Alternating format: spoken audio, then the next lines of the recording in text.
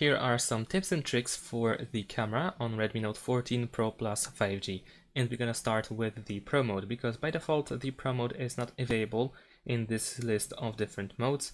And in order to find it, we need to go to More, and then over here we have Pro mode. Of course, we can add it back to the list by choosing Edit over here, and then we can drag and drop it anywhere on this list of modes. So let's say I'm gonna move it all the way to the left, save it, and now I have quick access to the Pro mode. While being in the Pro mode, what you also need to know about is that you have different presets. So if someone has also this feature, you can go to the presets and you can import their parameters. And you can also create your own parameters and save them over here so that you can quickly switch depending on the situation. Besides that, of course, we have the 200 megapixels camera available on this device. And not only you can simply use the 200 megapixel mode, but you can also enable 200 megapixels in the Pro mode as well. So we need to simply open the camera menu, and now over here, as you can see, we can enable the Ultra HD option, which uses the 200 megapixel camera lenses. So that is pretty much it about the video mode. We're gonna now move to the Pro mode. And now we're gonna move to the video mode because over here, what you can enable is the Teleprompter. There's a pretty cool tool that allows you to write scripts into this window. Of course, you can adjust the window, so you can make it smaller a little bit, make it wider, and so on and so forth. You can, of course, edit the text. You can import your text over here, and you can adjust the size of the text as well as the scrolling speed, because if you press play, then you will notice that the text is scrolling. So this is especially useful if you tend to record videos like some vlogs or something by using your phone. So now you don't have to have your script with you or remember the text. You can just simply enter it over here, press play while recording the video, and then you can see the script all the time. Another thing that is worth mentioning is, of course, the macro mode. Whether you are in the photo mode or any other similar photo mode, you can go to the camera menu in order to find the macro mode, which allows you to take beautiful photos of small objects. So if you have issues with capturing small objects, it is recommended to use the macro mode, and then you can try to capture those photos like so.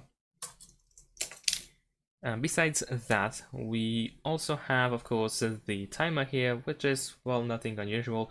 We can set it to 3, 5, or 10 seconds. However, if you wish to set it for unusual amount of seconds, then you can use the timed burst. And if you enable it, then as you can see over here, we have this interval where we can set it up to 60 seconds. So let's say if I set it to, I don't know, like 13 seconds, and the number of photos, of course, doesn't really matter over here. I can set it to 10, but I can stop after the first picture. So if I press this shutter button, now as you can see, we have the countdown.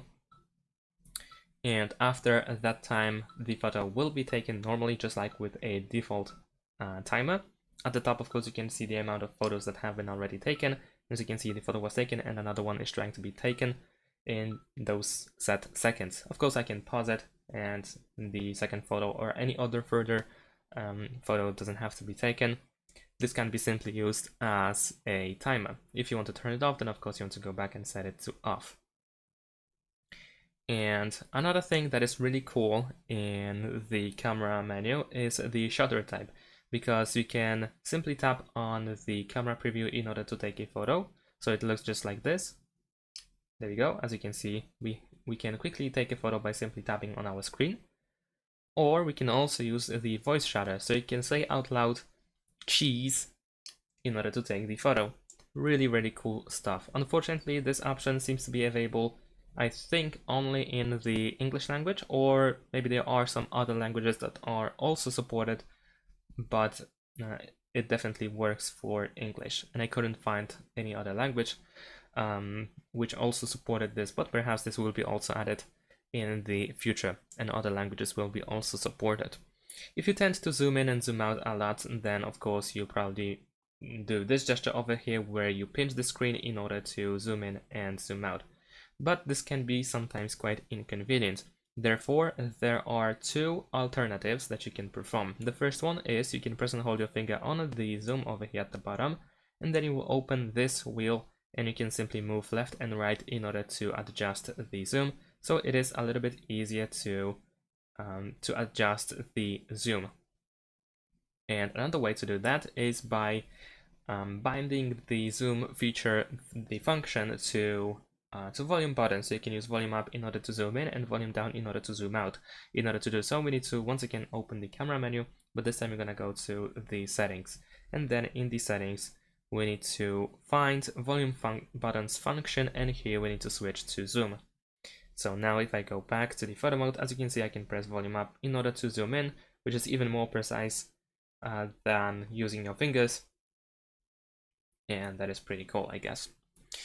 And one more thing that we can find in the camera menu, in the photo mode at least, is the dynamic shot, which allows you to create some sort of live photos. So while taking a photo, if there is some sort of motion happening, and if you want to make sure that you capture the best frame possible, you can use this mode. And once you take the photo, you can go back to it, you can open it, and once you tap on the photo in order to reveal those options, you can press this button over here in the middle above the heart in order to choose the best frame. So as you can see, there is this preview of everything that has happened just a few seconds before the photo was taken. And if you like, for instance, this frame over here, then you can set it as cover. In addition to that, we have the audio, because the audio is also being recorded. We have the reverse option and the bounce, and we can press this check over here in the top right corner in order to save our changes. And if you want to play the video, then you have this play button here. So that is also pretty cool. And let's go back to the camera settings, because there are two more things that I want to show you. The first one is the additional shutter. If you enable this option, then you can drag the shutter elsewhere. And as you can see, now we have two shutter buttons. Of course, I can change its position anywhere I wish it to be. And if I press it, then I will take the photo. If you want to drag it, if you want to remove the additional shutter, then you want to drag it back to the center of the default one.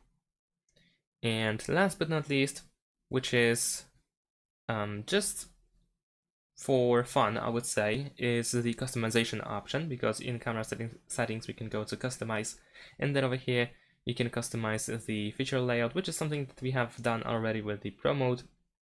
So you can also do this from this menu over here. But besides that, we have the camera modes option, where we have the more tab. So this is the default view, or you can switch it to the panel, so it unfolds once you swipe it up like this. So here you have the access to more options by swiping up. And not only that, there's also one more customization option, which is the sound of the shutter button. So you can press on it in order to check the preview of the shutter sound. But as you can see, we have 4 options in total, so if you wish to have a different sound when you take a photo, then you can change it over here. And that is pretty much it. Thanks for watching, leave a like and subscribe to my channel, and see you in my next videos. Bye!